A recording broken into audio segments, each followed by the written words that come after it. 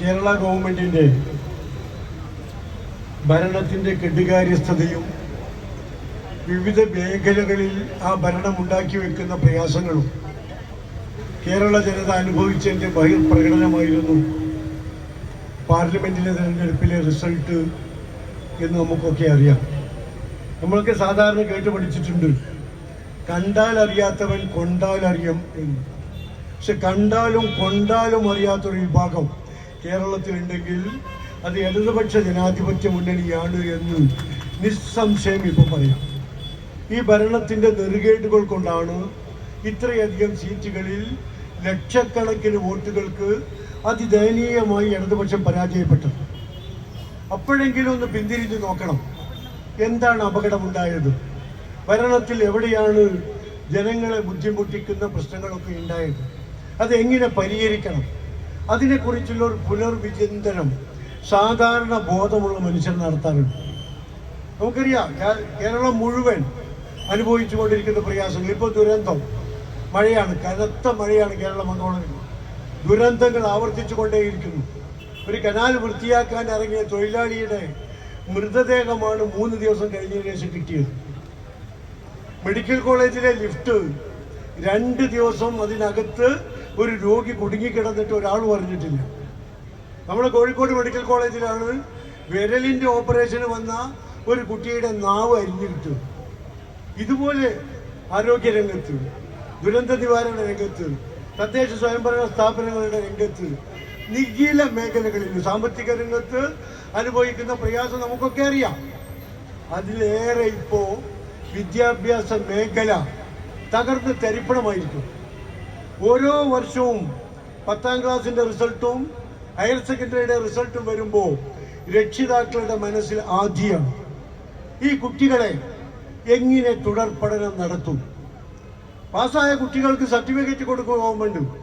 ആ സർട്ടിഫിക്കറ്റിൽ ഒരു സീലുണ്ട്, ഈ കുട്ടിക്ക് തുടർ പഠനത്തിന് അർഹതയുണ്ട് എന്നാണ് ആ സീൽ. അർഹതയുള്ള കുട്ടികൾക്ക് പഠിക്കാൻ അവസരം ഉണ്ടാകണ്ടേ? ആ പഠിക്കാനുള്ള അവസരം ഉണ്ടാക്കി കൊടുക്കേണ്ടത് ഉത്തരവാദിത്വം ഭരിക്കുന്ന സർക്കാരിനല്ലേ? എന്തുകൊണ്ട് ആ ഉത്തരവാദിത്വം നിർവഹിക്കുന്നില്ല? റിസൾട്ട് വരുന്നതിന് മുമ്പ് തന്നെ UDF പറഞ്ഞു, മുസ്ലിം ലീഗ് പറഞ്ഞു, ഞങ്ങളുടെ MSF പറഞ്ഞു, നിരന്തരമായ സമരങ്ങൾ നടത്തി. വിജയിച്ചു വരുന്ന കുട്ടികൾക്ക് തുടർ പഠനത്തിന് അവസരം ഉണ്ടാക്കി കൊടുക്കണം. ഇവിടെ പറഞ്ഞ പോലെ ഭാവിയുടെ പ്രതീക്ഷയാണ് നമ്മുടെ കുട്ടികൾ, രാജ്യത്തിന്റെ പ്രതീക്ഷയാണ്. നമ്മുടെ ഭാവി ഭാരതത്തിന്റെ ഭാഗധേയം നിർണയിക്കേണ്ടുന്ന ഈ കുട്ടികൾക്ക് അവരുടെ ജീവിതം മുളയിലേ നുള്ളാണ്. പഠിക്കാനുള്ള അവസരം നിഷേധിക്കുകയാണ്. ഇത് പറഞ്ഞ് സമരം നടത്തിയപ്പോൾ MSFന്റെ സംസ്ഥാന പ്രസിഡന്റും ജനറൽ സെക്രട്ടറിയും KSUവിന്റെ നേതാക്കന്മാരുമൊക്കെ പൂജപ്പുര സെൻട്രൽ ജയിലിൽ കിടന്നത് 2 ആഴ്ചയിലധികമാണ്. എന്തിനാ അവർ ജയിലിൽ പോയി കിടന്നത്? തങ്ങളുടെ സഹോദരങ്ങൾക്ക് പഠിക്കാൻ അവസരം ഉണ്ടാക്കി കൊടുക്കണം എന്ന് പറഞ്ഞാണ് സമരം നടത്തിയത്.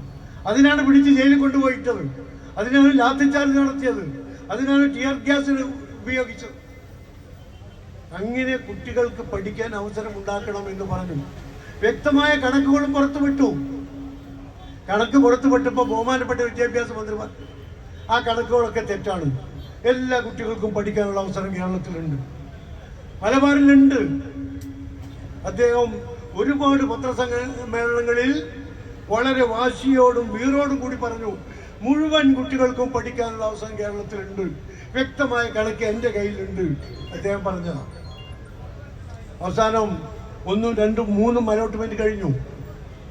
അഡീഷണൽ അലോട്ട്മെന്റ്, സപ്ലിമെന്ററി അലോട്ട്മെന്റിന് വിളിച്ചപ്പോൾ 16,000 കുട്ടികളാണ് അപേക്ഷ കൊടുത്തത്. 1, 2 മലപ്പുറം ജില്ലയിൽ മാത്രം 16,000 കുട്ടികൾ സപ്ലിമെന്ററി അലോട്ട്മെന്റിന് അപേക്ഷ കൊടുത്തു. അതിനർത്ഥം എന്താ? 3 അലോട്ട്മെന്റ് കഴിഞ്ഞിട്ടും 16,000 കുട്ടികൾക്ക് അഡ്മിഷൻ കിട്ടിയിട്ടില്ല, മലപ്പുറത്ത് മാത്രം. മറ്റു ജില്ലകളിൽ അതിനേക്കാളേറെയുണ്ട്. കോഴിക്കോട് ഇപ്പോൾ 4,000-ലേറെ കുട്ടികൾക്ക് അഡ്മിഷൻ ഇല്ല, പാലക്കാട് അതിലേറെയുണ്ട്, കണ്ണൂരിലും വയനാട്ടിലുമുണ്ട്. കാസർഗോഡ് ഉണ്ടായിരുന്നു, അഡീഷണൽ ബാച്ച് കൊടുത്തുകൊണ്ട് ഏറെക്കുറെ തീർന്നു എന്നാണ് പറയുന്നത്. മലപ്പുറത്ത് അഡീഷണൽ ബാച്ച് കൊടുത്തിട്ടും 3000-ഓളം കുട്ടികൾക്ക് ഇപ്പോഴും അഡ്മിഷൻ കിട്ടിയിട്ടില്ല. അത് എപ്പോഴാ? ഈ ഗവൺമെന്റ് കളിക്കുന്ന കള്ളക്കളിയുണ്ട്. സപ്ലിമെന്ററി അലോട്ട്മെന്റിന് നേരത്തെ ഏതെങ്കിലും സ്കൂളുകളിൽ അഡ്മിഷൻ കിട്ടിയ കുട്ടികൾക്ക് അപേക്ഷിക്കാൻ പാടില്ല, ബെറ്റർ ഓപ്ഷൻ കൊടുക്കാൻ പാടില്ല എന്ന് ഹയർ സെക്കൻഡറിയുടെ ഓർഡറിൽ ഗവൺമെന്റ് വ്യക്തമായി എഴുതി. എന്നാൽ വെക്കേഷണൽ ഹയർ സെക്കൻഡറി സ്കൂളിലെ സപ്ലിമെന്ററി അലോട്ട്മെന്റിന് അപേക്ഷ കൊടുക്കുമ്പോൾ ഏതെങ്കിലും സ്കൂളുകളിൽ അഡ്മിഷൻ കിട്ടിയ കുട്ടികൾക്കും കൊടുക്കാം എന്ന് പ്രത്യേകം എഴുതി. അപ്പോൾ VHSCക്ക് ഒരു നിയമവും ഹയർ സെക്കൻഡറിക്ക് വേറെ നിയമമാണ് ഈ ഗവൺമെന്റ് കൊണ്ടുവന്നത്. എന്തിനു വേണ്ടി അത് കൊണ്ടുവന്നത്? സാധാരണഗതിയിൽ അഡ്മിഷൻ കിട്ടിയ കുട്ടികളെ സ്ഥിതി എന്താ? മുഴുവൻ വിഷയങ്ങൾക്കും A+ കിട്ടിയ കുട്ടികൾ 95%, 96%, 97% മാർക്ക് കിട്ടിയ കുട്ടികൾ, അവരിൽ ചിലർക്കൊക്കെ അഡ്മിഷൻ കിട്ടിയിട്ടുണ്ട്. സയൻസ് ബാച്ചിന് കൊടുത്ത കുട്ടികൾക്ക് ഹ്യൂമാനിറ്റീസ് കിട്ടി, കൊമേഴ്സിന് കൊടുത്ത കുട്ടികൾക്ക് സോഷ്യോളജി കിട്ടി. വീട്ടിന്റെ തൊട്ടടുത്തുള്ള സ്കൂളിൽ അഡ്മിഷൻ കൊടുത്ത കുട്ടികൾക്ക് കിട്ടിയത് 20-25 കിലോമീറ്ററുകൾ അപ്പുറത്താണ് സ്കൂളുകളൊക്കെ. ആ കുട്ടികൾ ഈ സ്കൂളിൽ നിന്ന് വീട്ടിൽ നിന്ന് 20-25 കിലോമീറ്ററുകൾ യാത്ര ചെയ്താണ് ആ സ്കൂളുകൾ പഠിക്കാനെത്തേണ്ടത്. എവിടേക്ക്? 95% മാർക്ക് കിട്ടിയ കുട്ടികൾ. അപ്പോൾ അഡ്മിഷൻ കിട്ടാത്ത കുട്ടികളെക്കാൾ പ്രയാസമാണ് അഡ്മിഷൻ കിട്ടിയ കുട്ടികളുടെ സ്ഥിതി. അതുകൊണ്ടാണ് പറഞ്ഞത് സപ്ലിമെന്ററി അലോട്ട്മെന്റിനുള്ള അപേക്ഷയിൽ നേരത്തെ ഇഷ്ടപ്പെട്ട സബ്ജക്റ്റും ആഗ്രഹിക്കുന്ന സ്കൂളും കിട്ടാത്ത കുട്ടികൾക്ക് കൂടി അവസരം കൊടുക്കണം എന്ന് പറഞ്ഞിട്ട് ഈ ഗവൺമെന്റ് തിരിഞ്ഞു നോക്കിയില്ല, ഒരു പ്രതികരണവും ഉണ്ടായില്ല. VHSCയിൽ അതിന് അനുമതി കൊടുത്ത ഗവൺമെന്റ് ഹയർ സെക്കൻഡറിയിൽ അത് പാടില്ല എന്ന് പറഞ്ഞു. എന്തുകൊണ്ട്?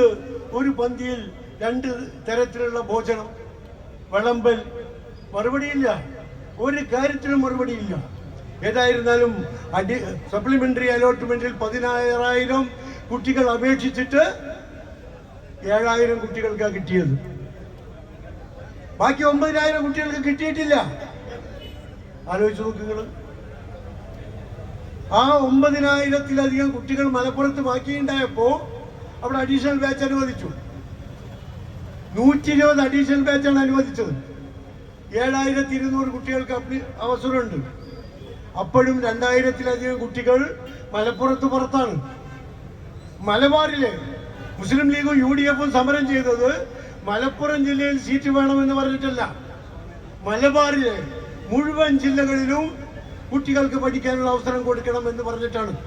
പക്ഷെ ഗവൺമെന്റ് അനുവദിച്ച് മലപ്പുറത്ത് മാത്രം, കാസർഗോഡ്. അപ്പൊ ഇത് മലപ്പുറത്തിന്റെ പ്രശ്നമായി ഒതുക്കാനാണ് ഗവൺമെന്റ് സാധാരണ പോലെ ശ്രമിക്കാൻ. എന്ത് പ്രശ്നം വന്നാലും അതൊരു പ്രത്യേക വിഭാഗത്തിൻ്റെതാക്കി മാറ്റി അതിന് അത്തരമൊരു ദിശ നൽകാനുള്ള ശ്രമം ഇടതുപക്ഷം എക്കാലത്തും നടത്താറുണ്ട്. അതുകൊണ്ട് കോഴിക്കോട് ജില്ലയിലെ കുട്ടികൾക്ക് പഠിക്കാൻ ഒരു ബാച്ച് പോലും അനുവദിച്ചിട്ടില്ല. അതിനേക്കാളേറെ കുട്ടികൾ പാലക്കാട് പുറത്തുണ്ട്, ഒരു ബാച്ച് പോലും കൊടുത്തിട്ടില്ല. ഇവിടെ ബഹുമാനപ്പെട്ട മുനീർ സാഹിബ് സത്യാഗ്രഹം ഇരിക്കുന്നത് നിങ്ങൾക്കറിയാം. പ്രതികൂലമായ ഈ കാലാവസ്ഥയിൽ അദ്ദേഹത്തിന്റെ ആരോഗ്യസ്ഥിതി നമുക്കറിയാം.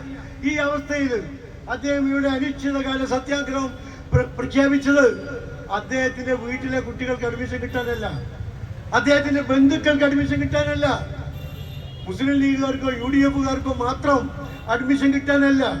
കോഴിക്കോട് ജില്ലയിലെ 10ാം ക്ലാസ് പാസ്സായി തുടർ പഠനത്തിന് അർഹതയുണ്ട് എന്ന് ഗവൺമെന്റ് സർട്ടിഫിക്കറ്റ് കൊടുത്ത മുഴുവൻ കുട്ടികൾക്കും തുടർ പഠനത്തിന് അവസരമുണ്ടാക്കി കൊടുക്കണം.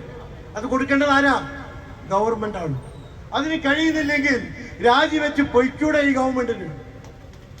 ജനങ്ങളുടെ പ്രശ്നങ്ങൾ പരിഹരിക്കാൻ, അവർക്ക് ആശ്വാസം എത്തിക്കാൻ, അവരുടെ പ്രശ്നങ്ങൾക്ക് പരിഹാരമുണ്ടാക്കാൻ അതാണ് ഒരു ഭരണകൂടത്തിന്റെ പ്രാഥമികമായ ചുമതല. കാരണം പറയുന്നത് എന്താ? പണമില്ല. ബാക്കി ദൂരത്തിനും ആഡംബരത്തിനുമൊക്കെ ഇഷ്ടം പോലെ പണമുണ്ടല്ലോ. നമ്മുടെ നാട്ടിലെ പാവപ്പെട്ട കുട്ടികൾക്ക് പഠിക്കാൻ അവസരം ഉണ്ടാക്കി കൊടുക്കാൻ പണമില്ല. LP-യിലും UP-യിലും പഠിക്കുന്ന നമ്മുടെ പിഞ്ചു അനുജന്മാർക്ക് ഉച്ചക്കഞ്ഞിക്ക് ഉച്ചഭക്ഷണത്തിന് പണം കൊടുക്കാൻ പണമില്ല. വികലാംഗരായ, രോഗികളായ, വിധവകളായ, വയോധികന്മാരായ ആളുകൾക്ക് 6-7 മാസമായി പെൻഷൻ കൊടുത്തിട്ടില്ല. അവർക്ക് മരുന്ന് വാങ്ങാൻ കഴിയുന്നില്ല, ഭക്ഷണം കഴിക്കാൻ പണമില്ല. അതിനൊന്നും പണമില്ല.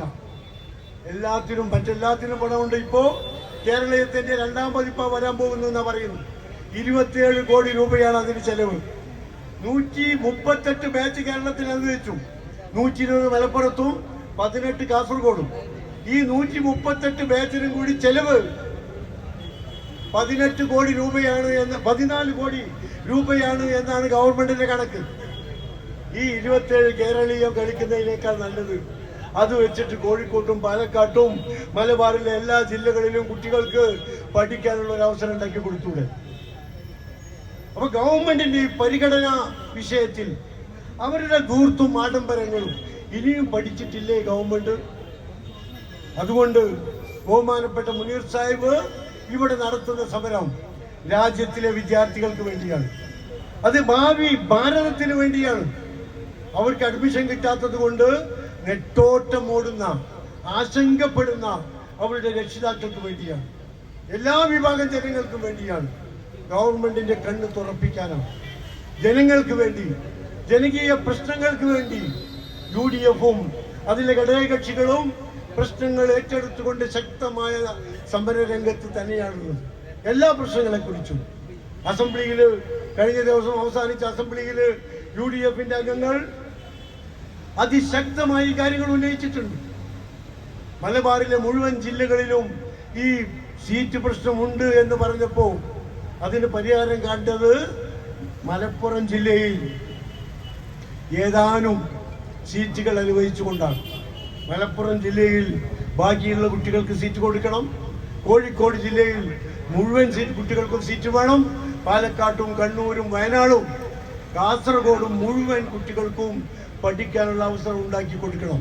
ഞങ്ങൾ നേരത്തെ പറയുന്ന ഇതാണ്, മുഴുവൻ കുട്ടികൾക്കും പഠിക്കാൻ അവസരം ഗവൺമെന്റ് ഉണ്ടാക്കുന്നത് വരെ UDF-ഉം മുസ്ലിം ലീഗും അതിന്റെ പോഷക സംഘടനകളും സമരരംഗത്ത് ഉറച്ചു നിൽക്കും എന്ന് ഗവൺമെന്റിനെ ബോധ്യപ്പെടുത്തുകയാണ്. ഇരുട്ടുകൊണ്ട് ഓട്ടയടച്ചു പോയിട്ട് കാര്യമില്ല. ഞാൻ പറഞ്ഞല്ലോ, അഡ്മിഷൻ കിട്ടിയ കുട്ടികളുടെ സ്ഥിതി അത് അതിനേക്കാൾ ദയനീയമാണ്. അവർക്ക് ബെറ്റർ ഓപ്ഷനുള്ള അവസരം ഉണ്ടാക്കി കൊടുക്കണം.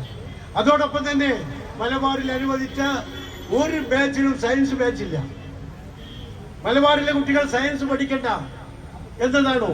നന്നായി സയൻസ് പഠിക്കാൻ കഴിവുള്ള, പ്രാവീണ്യമുള്ള, അതിൽ താല്പര്യമുള്ള കുട്ടികളും അവരെ സയൻസ് പഠിപ്പിച്ച് ശാസ്ത്ര മേഖലയിൽ, വൈദ്യശാസ്ത്ര മേഖലയിലൊക്കെ വളർത്തിക്കൊണ്ടുവരണമെന്ന് ആഗ്രഹിക്കുന്ന രക്ഷിതാക്കളും ഈ കമേഴ്സ് ബാച്ചിലേക്കും ഹ്യൂമാനിറ്റീസ് ബാച്ചിലേക്കും കടന്നു പോകേണ്ടുന്ന ഒരു അവസ്ഥയുണ്ട്. ഈ അവഗണന, മലബാറിനോട് നടത്തുന്ന ഈ കടുത്ത അവഗണന, ഈ വിവേചനം അത് അവസാനിപ്പിക്കണം. എന്തിന്റെ പേരിലായിരുന്നാലും അത് തുടർന്നുകൂടാ. ബഹുമാനപ്പെട്ട മുനീർ ഇവിടെ തുടർന്നു വെക്കുന്ന ഈ സത്യാഗ്രഹം അടുത്ത ദിവസങ്ങളിൽ മറ്റ് ജില്ലകളിൽ മറ്റ് MLA-മാരും ജനപ്രതിനിധികളും UDF നേതാക്കന്മാരും ഏറ്റെടുക്കും. ഇതൊരു ജനകീയ പ്രക്ഷോഭമായി മാറും.